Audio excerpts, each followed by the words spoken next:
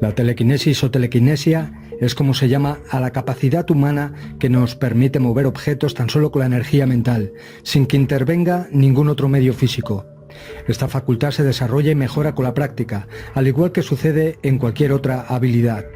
El término telequinesis fue acuñado por primera vez en 1890 por el psíquico, escritor e investigador ruso Alexander Aksakov. Al principio se pensaba que este fenómeno estaba relacionado con espíritus, con fantasmas o alguna especie de actividad paranormal, pero con el tiempo sus causas fueron atribuidas más bien a una energía procedente de la mente humana. Posiblemente uno de los casos más asombrosos es el de Nina Kulagina, quien al tener muy desarrollada esta capacidad telequinésica era capaz de mover e incluso de hacer levitar diferentes objetos. Kulagina ha sido la sensitiva más estudiada de todos los tiempos, pues colaboró con decenas de científicos, entre ellos 2 premios Nobel, y obtuvo los mejores resultados al verificarse científicamente sus poderes, los cuales mantuvo hasta su muerte en abril de 1990. Nina Kulagina fue una soldado del Ejército Rojo, que descubrió que en situaciones emocionalmente críticas, especialmente si se enojaba mucho, ejercía una especie de control mental en la habitación donde se encontraba. Al principio pensó que se trataban de fenómenos conocidos técnicamente como poltergeist, en el que una fuerza energética exterior se manifiesta con acciones inexplicables a no ser por la intromisión de dicha entidad, de una entidad interdimensional. Sin embargo, Kulagina se dio cuenta de que el movimiento aparentemente autónomo de objetos provenía de ella misma, y no de un espíritu o cualquier otra entidad metafísica. Lo curioso es que este descubrimiento no la sumió en el pánico, sino que, por el contrario, la mujer aprendió a dominar su habilidad, a someterla a su voluntad e incluso ofrecerla al estudio de la ciencia. Entre las muchas exhibiciones dadas por Kulagina con estos fines científicos se encuentran los exámenes conducidos por Eduard Naumov y Gennady Sergeyev, quienes en sendas ocasiones dejaron constancias de cómo Kulagina podía encender fósforos o romper huevos sin tocarlos. En el caso de estos últimos, incluso separando la clara y la yema, llevando a cada una a extremos opuestos de un tanque de agua. Asimismo, se dice que en cierto momento la mujer trascendió la barrera de lo inanimado y ejerció la telequinesis sobre materia viviente al acelerar y después de tener el corazón batiente de una rana suspendido en una solución, esto manipulando directamente las células del órgano. En algunos de estos experimentos, Sergeyev descubrió que el poder de Kulagina podría encontrar su fuente en el campo electrostático en torno suyo, particularmente intenso en condiciones de estrés físico y emocional, de donde se derivaría la capacidad para magnetizar objetos y acercarlos o alejarlos según lo quisiera. Por desgracia, Kulagina no ejerció la telequinesis sin consecuencias para su salud corporal, además de agudos dolores en su espina dorsal y visión borrosa. Hacia finales de la década de 1970 la mujer sufrió un ataque cardíaco que casi le costó la vida.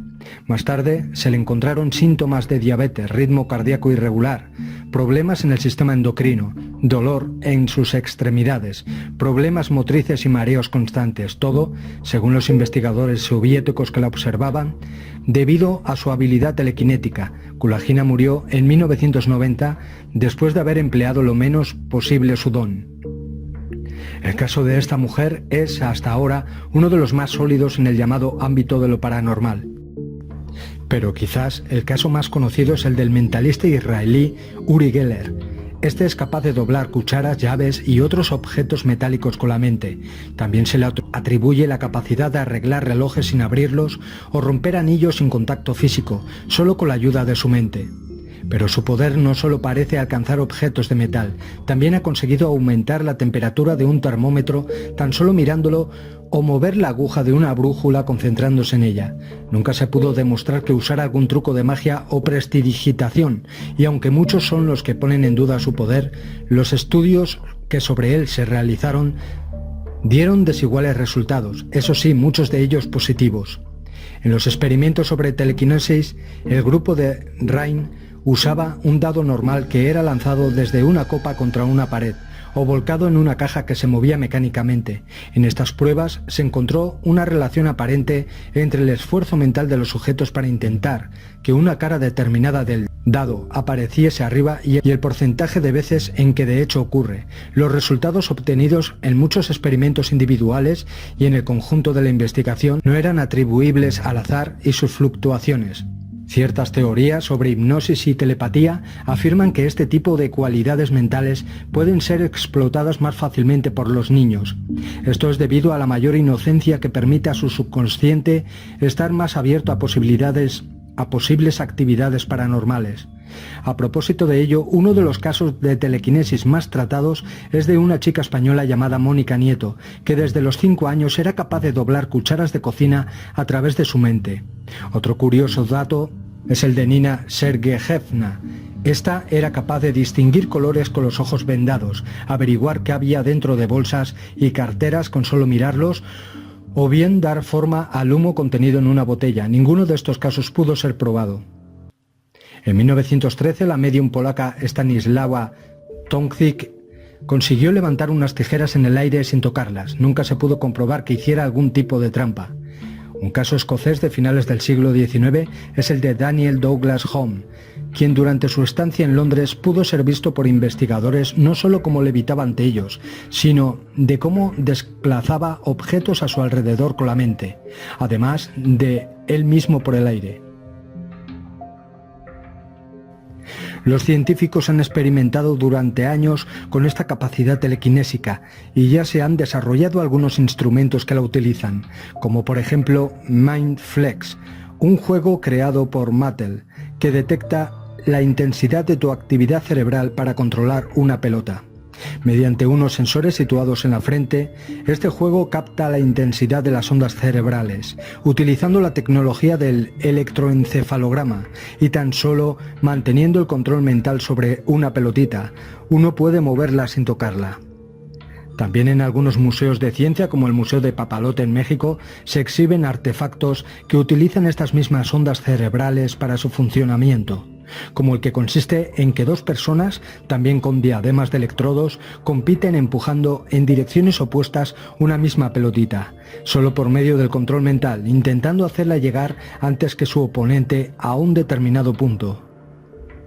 Según estudios realizados, el ejercitar el control mental con este tipo de juegos tiene efectos muy positivos en la salud, como ayudar a evitar migrañas a aquellas personas que suelen sufrir de esta dolencia, favorecer el aumento de la concentración y la memoria y reducir el estrés. Una forma muy sencilla de practicar la telequinesis es a través de un Psi Wheel. Esta palabra viene del inglés y está formada por Psi, energía del cerebro, y por Wheel, que significa rueda. Y es el ejercicio más básico cuando se comienza a desarrollar la telequinesis. Se trata de una especie de molino de papel colocado sobre una aguja para que tenga el mínimo rozamiento que se puede hacer girar solo con el poder de la mente. Cuanto más practiques, mejor control tendrás sobre la dirección del giro, la velocidad, etc. Si nunca has practicado telequinesis, te asombrará comprobar cómo mueves el Psi Wheel por primera vez, tan solo con tu pensamiento.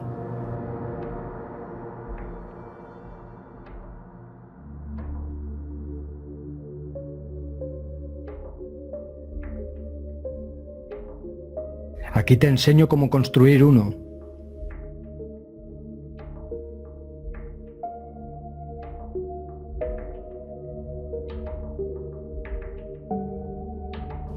El Psi Wheel se puede confeccionar de diferentes materiales y medidas, pero para empezar es recomendable hacerlo con papel de aluminio y de un tamaño de unos 4 centímetros por lado.